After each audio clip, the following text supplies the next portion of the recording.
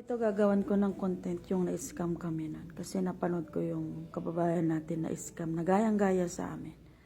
Hindi ko ginawan ng content kasi na ano ako. Pero pinost ko nandito dito. Meron akong ginawa. Ganito po yan lang nangyari.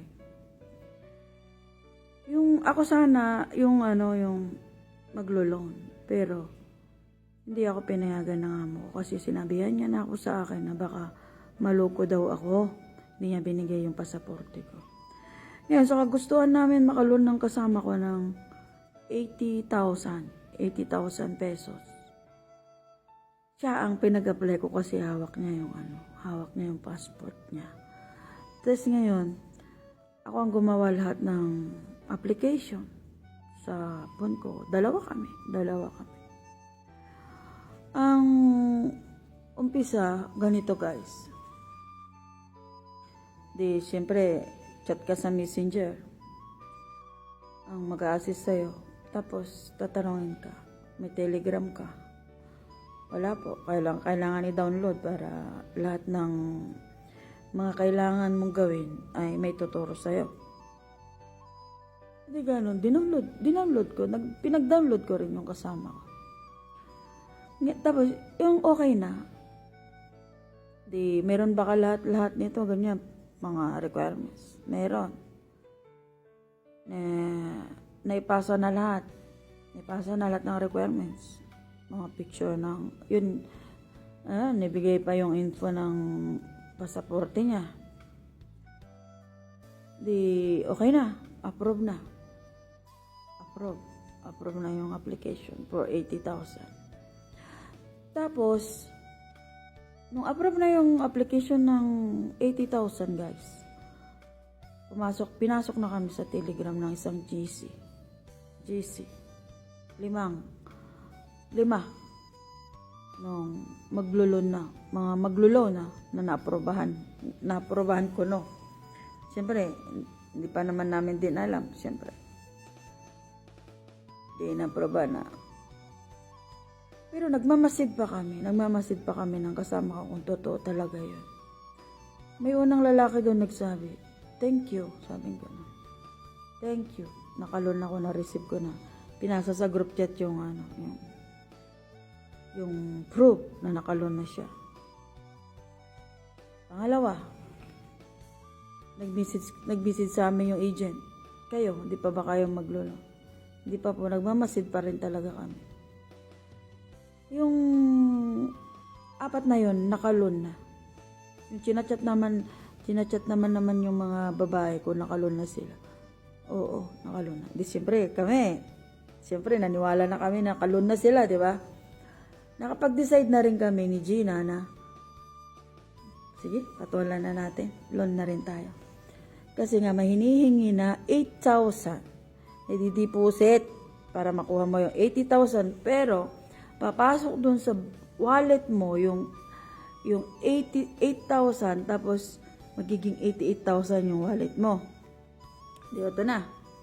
November 1 or 2 yun. O November 3 yun. Deposit kami. Nag-deposit na kami ng 8,000.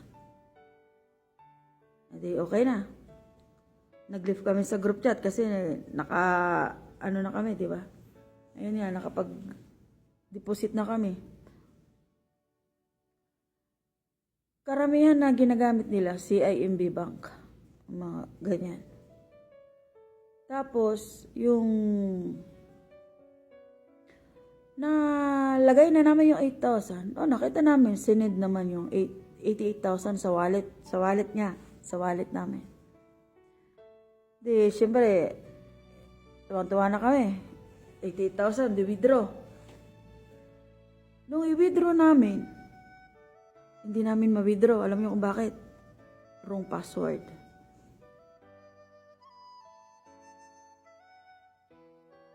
Wrong password daw kami. Tapos, paano naging wrong password? Wala namang password.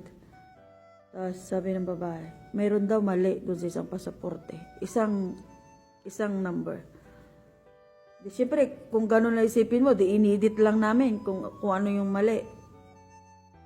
Paano yun? nag-ano na kami ni Gina. Ano na kami. Kasi nakapasok na kami ng 8,000 eh. Ano natin makukuha yun? Di nagtanong kami sa agent, paano mabibidro yan? Paano namin? Sabing ganon. Magbayad na naman kayo ng 15,225 ata yun para ma-unlock daw yun yung 88,000. Pero yung 15,000 na yun, papasok pa rin sa wallet namin. Nag-isip kami ni Gina, 15,000. Wala, ang laki. Problema kung saan na naman kukunin. Siyempre, habol kami ng habol dun sa pera para makuha namin, di ba? Deposit ulit, 15,000. Ayan na, nung pagka-deposit ng 15,000 na naman, nung i-withdraw namin, ano na naman? May problema na naman. OTP code naman ang hinihingi.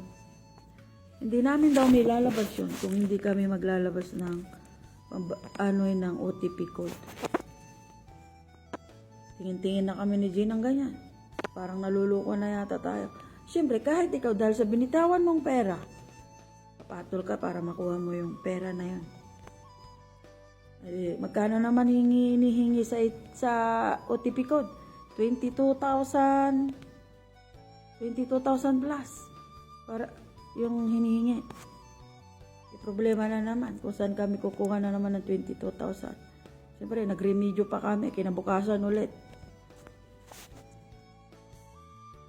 Ano na naman kami? Nag-deposit na naman kami ng 22,000. Sa kagustuhan namin makuha yung pera namin na yung loan namin na 80,000, tapos yung mga linagay na namin 8,000, tapos 15,000. Tapos yung OTP code na naman ang hinihingi, may bayad na naman na 22,000. Ayun, nawiwindang na kami ni Gina. Parang iba na yung pakiramdam namin talaga. Tapos, ito na sunod. Bayad 22,000. Siyempre, nag-ano na kami kung saan na naman kami kukuha.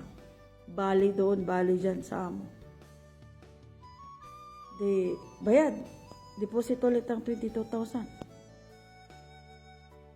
Yung pagka-deposit ang 22,000, dahil laki na ng pera namin. Pumasok din yung 22,000 dun sa 80,000. 80,000, tapos 8,000, tapos 15,000. Ang laki na.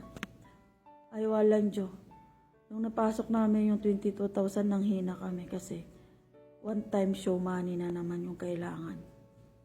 Ang hinihingi ay 35,000. Doon na kami kinabahan talaga. Kabang-kaba na kami ni Gina. Kabang-kaba na kami. Sige, sabi namin to, last na to, yung last na. Susugal na tayo kasi napasubo na kami. Susugal na kami doon sa 35,000 ulit. 35,000. Ayan, nakahanap kami naman. Nakahanap pa rin, nakautang pa rin kami para makuha namin yung pera na.